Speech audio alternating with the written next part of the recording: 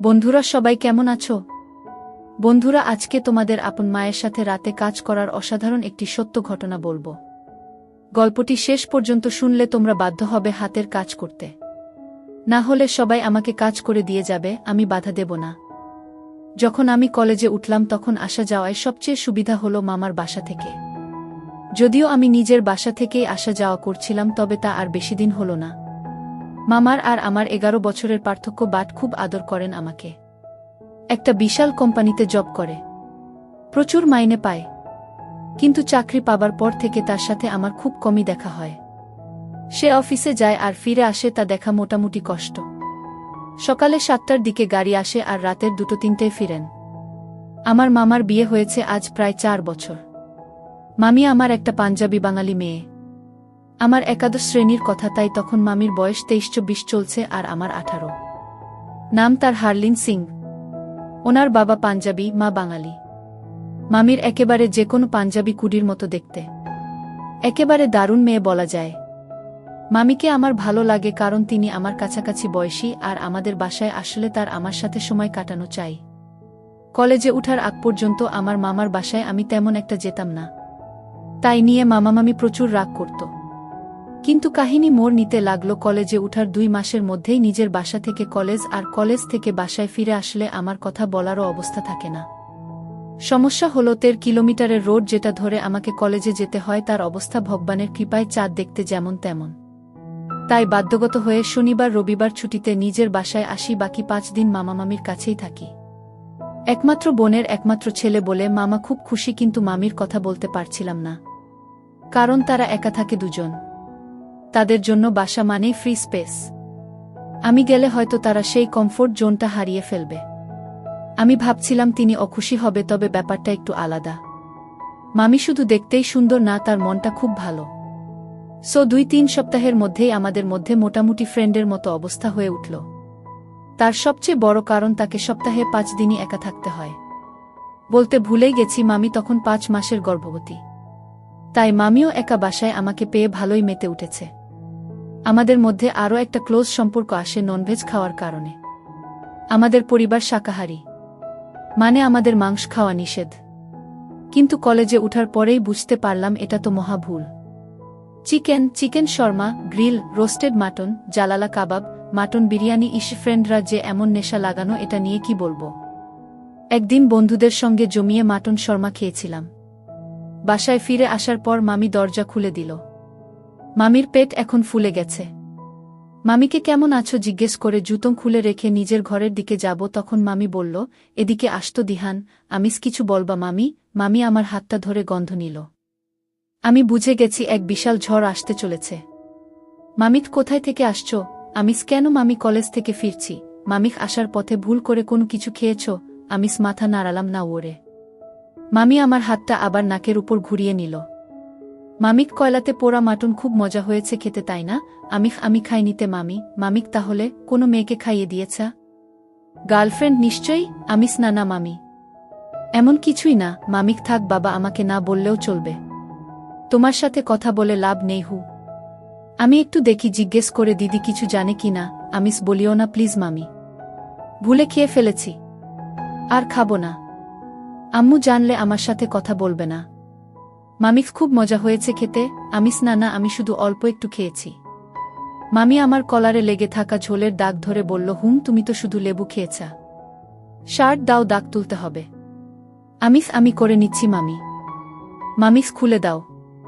আমি মামিকে কলেজ ড্রেসটা খুলে দিলাম। মামি মুচকি হাসতে হাসতে ওয়াশিং মেশিনের দিকে চলে গেল। মামি কিছু বলল না আমাকে। সেদিন আর কিছু জানতে পারলাম না। আরও কয়েকদিন পর মামি হুট করে এসে বলল, দিহান একটা কাজ করবা, কিন্তু কাউকে বলা যাবে না। আমিস মামিক প্রচুর ইচ্ছে করছে ননভেজ খাওয়ার। মামিক এভাবে তাকাচ্ছ কেন? প্লিজ আমিস, আমি মামাকে বলে দিই। মামিস প্লিজ। আমি ওদিন বলেছি তুমি খেয়েছ? তোমার ভাই খেতে চেয়েছে, আমি না তো। আমিস মিথ্যুক একটা। মামিক সত্যি সত্যি তোমার ভাই বলছে খাবে। প্লিজ লক্ষ্মী আমার। আমিস আমার ভাই তোমার পেটে। ও কথা বলেছে। মামি আমার হাত নিয়ে তার ফুলো পেটের উপর রেখে বলল, তুমি নিজেই শুনে নাও। আমি হেসে উঠলাম। মামিস প্লিজ প্লিজ প্লিজ। রাজি হয়ে গেলাম। মামা এই বিকেলে তো অফিসেই, জীবনেও আসবে না এ সময়, তাই এক গাধা মাটন শর্মা আর চিকেন নাগেটস নিয়ে এলাম। মামি তো বেজায় খুশি।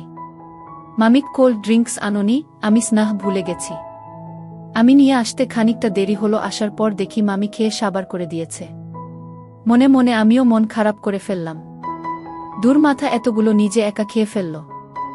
আমাকে দিত একটু, আমিও খেতে পারতাম। আমি কোল্ড ড্রিঙ্কসটা রেখে রুমে এসে পড়তে বসে গেলাম রাগ করে। মামি দেখি একটা দুষ্ট মুখে পিছনে হাত লুকিয়ে আমার সামনে এসে দাঁড়ালো। মামিস রুমে চলে এলো কেন? আমিস এমনি ভালো লাগছে না। মামিস ও আচ্ছা, রাগ করছো? আমিস না। মামিস নাক ফুলছে তোমার। একটা হাসি দিয়ে প্লেট ভর্তি ননভেজ নিয়ে বসল। মামিক খাবা? আমি হুম। মামিক বলে দেব দিদিকে? আমিও মামাকে বলে দিব। মামিক বলবা তুমি এনে দিয়েছ আর তোমার মামা আমার উপর রাগও করবে না। আমি আগে শাকাহারী ছিলাম না। মামি আমাকে দেখিয়ে দেখিয়ে মজা করতে লাগল। এদিকে লোভে আমার মুখ দিয়ে লালা বেরিয়ে গেল। মামি হেসে উঠল। এই নাও হা করো বলে আমার মুখের উপর থেকে 2-3 বার ঘুরিয়ে নিয়ে গেল। শেষবার যখন মামি মুখের উপর নাড়াচাড়া করছে, 2 আঙ্গুলে একটা মাটন নিয়ে আমি হুট করে কামড় দিয়ে ধরলাম। আর এই দুষ্টুমিতেই মামির আঙ্গুলে কামড় লেগে গেল। মামি গালে মাটনটা ছেড়ে দিয়ে হু করে হাতটা বের করে নিজের মুখে ঢুকিয়ে নিল। আমি তখন এই বিষয়টা খেয়াল করিনি, তবে পরে মনে পড়েছে মামি আমার লালায় ভর্তি আঙ্গুল খাচ্ছে। আমি তাড়াতাড়ি মাটনটা নিয়ে প্লেটে রেখে মামির কাছে এসে গেলাম। হাতটা ধরে সরি বলতে বলতে হাত বুলিয়ে দিতে লাগলাম। কামড় খেয়ে মামির চোখে পানি চলে এলো। টেনে আঙুল বের করে কোনমতে আঙ্গুলগুলোয় হাত বুলিয়ে দিচ্ছি, ফু দিচ্ছি। মামি রাগ করে বসে আছে। মামি আমার হাতটা সরিয়ে দিল। আমি মনে মনে একটু ভয় পেলাম। মামি চোখ মুছে হাতটাতে ফু দিয়ে ওই একই মাটনটা নিয়ে আবার আমার মুখে উপর এনে ধরল। এবার নড়াচড়া করছে না, চুপচাপ হয়ে আমার দিকে মাটনটা ধরে রেখেছে। আমিস সরি মামি। মামি খা করো। আমিস সরি মামি। মামি আমার গালটা ধরে নিজের চোখে চোখে রেখে মুখটাকে পাউটের মতো করে বলল, হা করো না হলে আমি কামড়ে দিব। আমি একটু নির্ভয় হলাম। মামির এই মিষ্টি কথায় হা করে দিলুম। মামি খাইয়ে দিতে গিয়ে আবার বলে উঠল, আবার কামড় দিও না কিন্তু। আমি হুম। মামিস চোখ বন্ধ করে স্বাদ নাও। আমি চোখ বন্ধ করলাম। মামি আমার গালের মধ্যে মাটনটা রেখে বলল, এবার মুখ বন্ধ করা। আমি বন্ধ করার সময় আমার মুখের মধ্যে মামির আঙ্গুল 3টে আবার অনুভব করলাম। আমার লালায় ভরা ঠোঁট দুটো মামির আঙ্গুলগুলোয় লেগে গেল। ইস, মামির আঙ্গুল দুটো কি নরম। মামিফ মজা আছে। আমি চোখ বুজে করলাম। আমার পর এবার মামি সেই আঙ্গুল দুটো দিয়েই নিজে একটা মাটন মুখে পুরে নিল। মামি শুধু নিজের মুখে মাটনটা রাখেনি, বরং সেই আঙ্গুল দুটো সহ চোখ বন্ধ করে একটা টান মেরে বলল, উফ কি জিনিস, না খেয়ে লতাপাতা খাচ্ছি। মামির চোখে এক অন্য লেভেলের খুশি। মামি আরেকটা মাটন নিয়ে খেতে যাচ্ছে, তখনই আমার দিকে চোখ গেল। মামি আবার আমাকে আরেকটা মাটন তুলে দিল মুখে। মামিক দুজন মিলে খাবো কিন্তু সিক্রেটলি। ডিল? আমি হুম। তারপর থেকে শুরু হলো আমাদের লুকোচুরি ননভেজ খাওয়ার মিশন। আর সত্যি বলতে এই ননভেজ খাওয়ার কারণে মামির সাথে অনেক বেশি বন্ধুত্ব তৈরি হলো। মামি আমার জুটা মাংস কেড়ে নিয়েও খেয়ে ফেলে। এতে আমার তেমন একটা সমস্যা নাই, কিন্তু যাই বলো মামি একটা পাঞ্জাবি কুডি বলে কথা। মামির বাসায় 2 মাস হয়েছে থাকি। মামির সাথে এখন খুব জমে আমার। মামি আর আমার মাত্র 3 বছরের পার্থক্য হওয়ায় দুজনের চিন্তাধারাও সেম, তাই খুব মিশুক বলো। মামির প্রেগন্যান্সি এখন 7 মাসের উপরে। একই বাসায় থাকলে লক্ষ্য করা যায় যে মামির মিল্ক জমা শুরু হয়ে গেছে। একদিন হুট করে আমার কাছে এসে বলল, বাবু একটা কথা বলা খুব দরকার। আমিস বলো মামি। মামিক বলছি যে মামির মিল্ক প্রডিউসিং স্টার্ট হয়ে গেছে আজ 4 দিন। মামি একটু লজ্জা পেল বলতে, আবার ঠিক হয়ে গেল।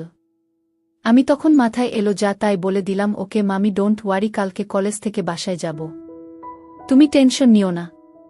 মামিক ওলে বাবালে, আমার কিউট লক্ষ্মী একটা। খুব স্মার্ট হচ্ছে মামির সামনে বুঝি। কে যেতে দিচ্ছে তোমাকে? আমিখ যাব না। মামিখ চলে গেলে আমি একা হয়ে যাব।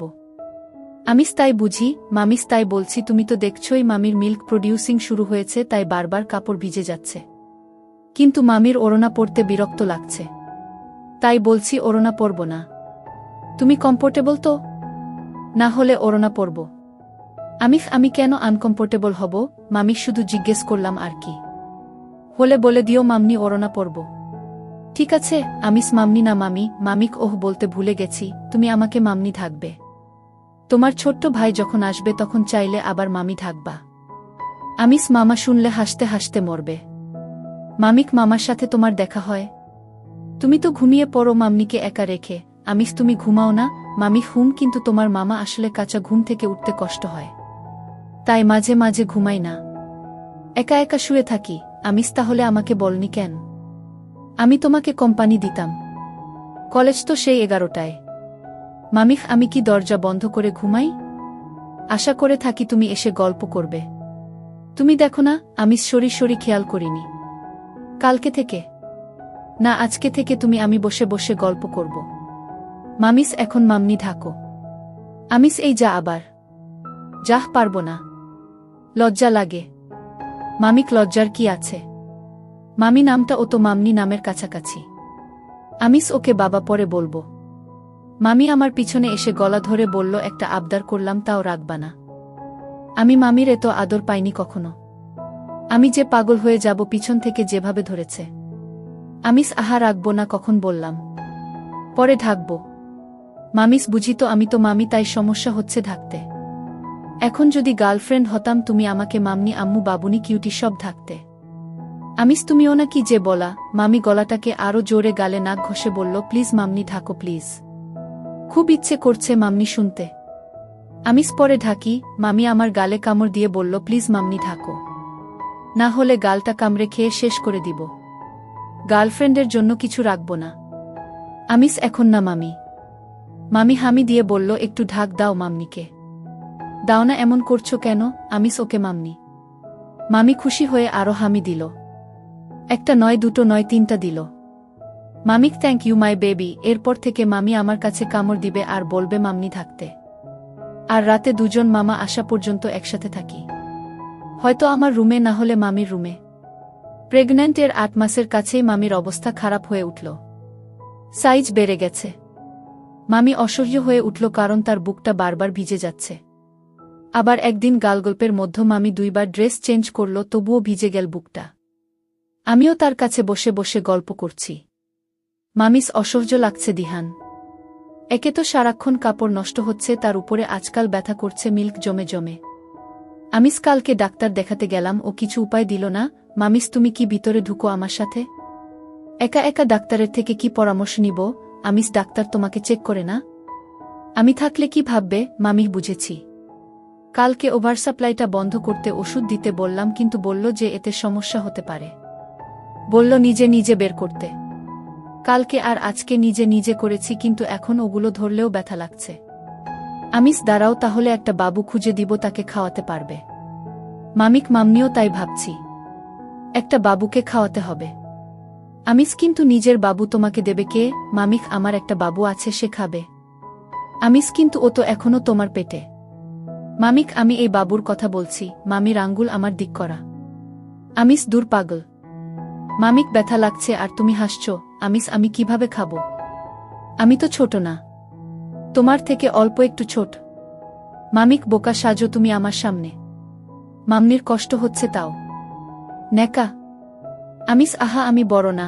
তুমি বড় হলে কি হয়েছে? আদর করি, প্রচুর ভালোবাসি, তাই বললাম। অন্য কাউকে বলেছি সো সুইট অফ ইউ মামি। কিন্তু তুমি কি বলছো জানো? প্লিজ লক্ষ্মী আব্বু আমার।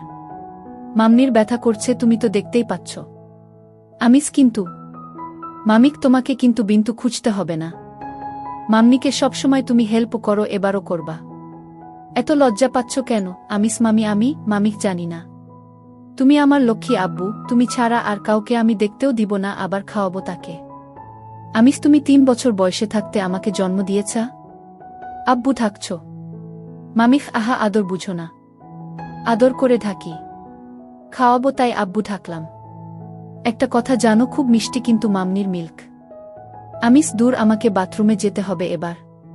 মামি হেসে উঠল, বলল, ওটা ওটার জায়গায় পড়ে থাক। মামনি কিছু মনে করবা না।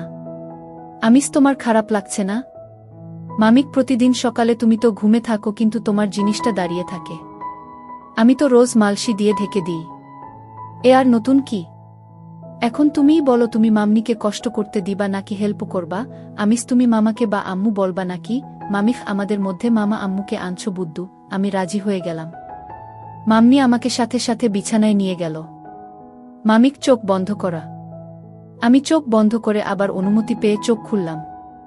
ঝুলে গেছে ভরে। আমিস মামনি এগুলো এমন দেখতে কেন? মামিখ অসুন্দর দেখতে, তাই না? আমিস না না, তা আমি কখন বললাম? বলছিলাম যে মামিস গর্ভবতীদের এমন হয়ে যায়, পরে আগের মতো সুন্দর হয়ে যাবে। তাছাড়া ভরা, তাই এমন লাগছে। মামির কাছে ছবি আছে, পরে দেখাবো। তোমার খুব পছন্দ হবে। আমিখ সরি মামনি।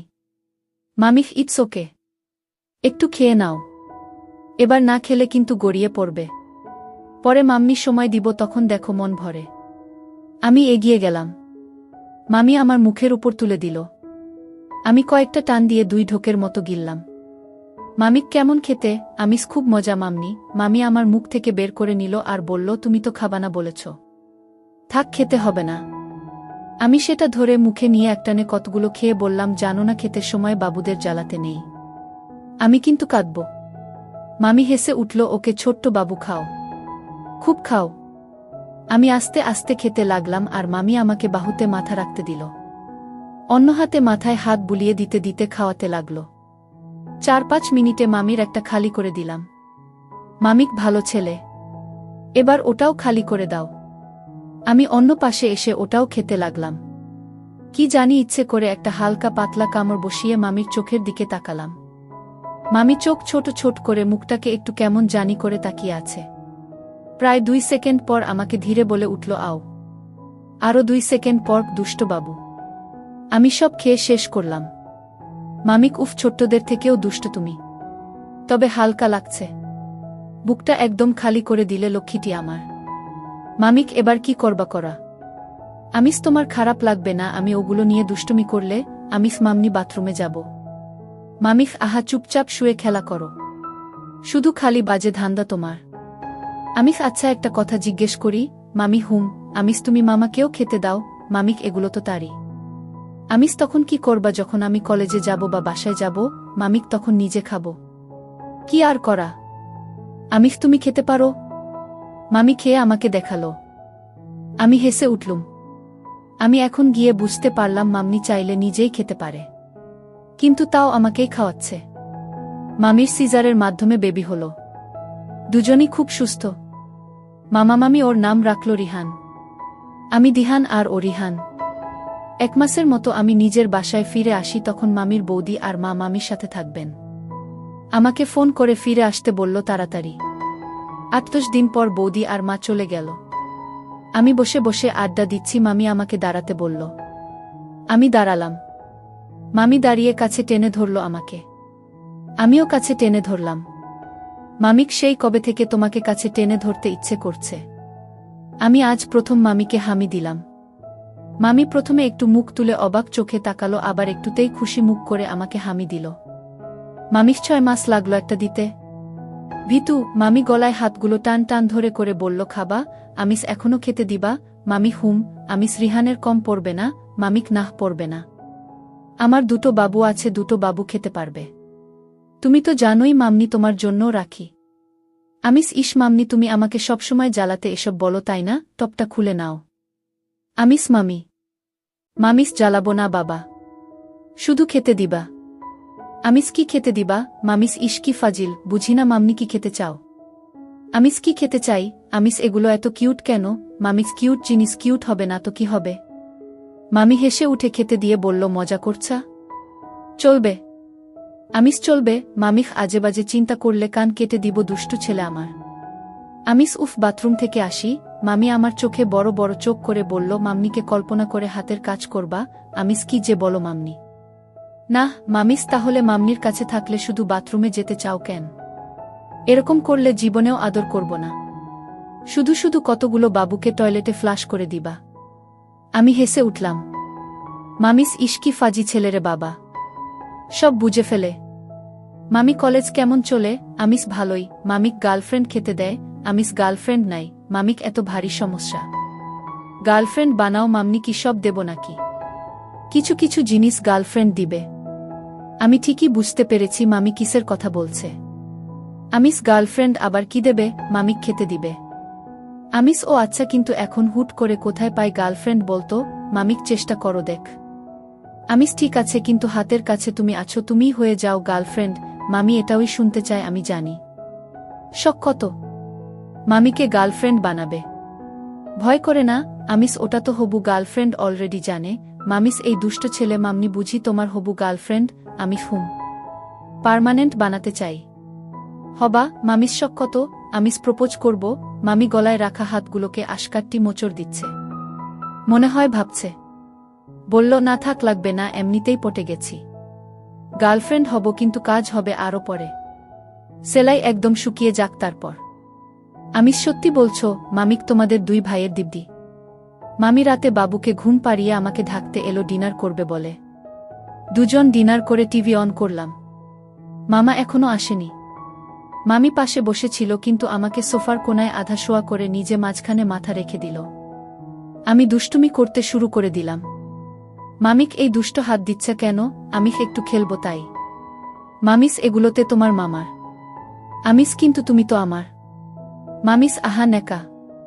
আমি তোমার কখন হলাম? আমিস তুমি আমার না। মামি হুম তোমার। কিন্তু আজই তো জিএফ হলাম। আজই নিয়ে যাবা? আমিস কি করব বলো? জিএফের গুলো কি সুন্দর আর কি তুলতুলে। মামিক তেল দিচ্ছা? আমিস বললে মালিশ করে দিব তেলগুলো দিয়ে। মামিস বাব্বা। ওকে বাবা খেলো, কিন্তু জোরে দিলে বেরিয়ে কাপড় নষ্ট হয়ে যাবে। আমিস ডোন্ট ওয়ারি, আমি নিজের হাতে চেঞ্জ করিয়ে দিব। মামিস এই দুষ্ট ছেলে একটা। চুপি খেলো মন ভরে। আজ মামা আসার পরও জেগেছিলাম। আরও 15 দিনের মতো কাটল। মামির কাটা দাগ শুকিয়ে গেছে। এবার আস্তে আস্তে দাগটা মুছে যাবে। আজ আবার সকালে মালসির নিচে দিয়ে কাউকে উপর আসার শব্দ পেলাম। মামি আসছে নিচে দিয়ে। এসে গলা শুয়ে গেল। আমি জিজ্ঞেস করলাম, রাতে ঘুমাওনি? মামিক তুমিও তো ঘুমাতে পারোনি। রিহান সারারাত কান্না করল। সকালে ঘুমিয়েছে। আমিস মামা, মামিক চলে গেছে। ঘণ্টা খানেক মামিকে আমার উপর নিয়ে ঘুমালাম, তখন হুট করে রিহান কেঁদে উঠল। মামি আমার উপর থেকে উঠে চলে গেল। একটু পরে কান্না বন্ধ হয়ে গেল। মামিস কই লক্ষ্মী, এখানে চলে আসা। মামি ঢাক দিল। আমি গেলাম ওনার রুমে। মামি ইশারায় কাছে যেতে বলল। আমি মামির পাশে শুয়ে গেলাম। তারপর তিনজন দুপুরে ঘুম থেকে উঠলাম। মামি আমাকে তুলল। মামিস উঠো, ক্ষুধা লাগেনি? আমি উঠে দেখি রিহান খাচ্ছে। লোভ সামলাতে পারলাম না। মামিও বুঝতে পেরেছে। আমি হুম। আজ সাত সকালে আমাকে ঘুম থেকে উঠাতে এসে বলল আজ নাকি নতুন কিছু দিবে। আমি তো উৎসাহী হয়ে বসে আছি। মামি কি করছিল জানি না, আমি বসে আছি, মামি হুট করে এসে আমাকে টেনে তুলে বিছানায় ফেলে দিল। মামি মাথার চুলগুলো পিছনে বাঁধল। আমার উপর উঠে গেল। রিহানের 3 মাস পূর্ণ হল। মামির দাগ মিলিয়ে গেছে মোটামুটি। আমি একদিন চেয়েছিলাম একটু এগোতে, কিন্তু মামি বলল আর একটু অপেক্ষা করা। আমি জানি অপেক্ষা করলে এ সুখ জান্নাত হবে। তাই মামনির কথা মান্য করলাম। আজ সকাল থেকে মামি খুব সেজেগুজে আছে। হুট করে মিনি স্কার্ট একটা আর সারা টপ পরেছে। আমি ওকে বাসায় এমন দেখি না। বাবুকে ঘুম পাড়িয়ে আমার কাছে এলো। হাত ধরে বলল আজ সব হিসাব বুঝিয়ে দিব।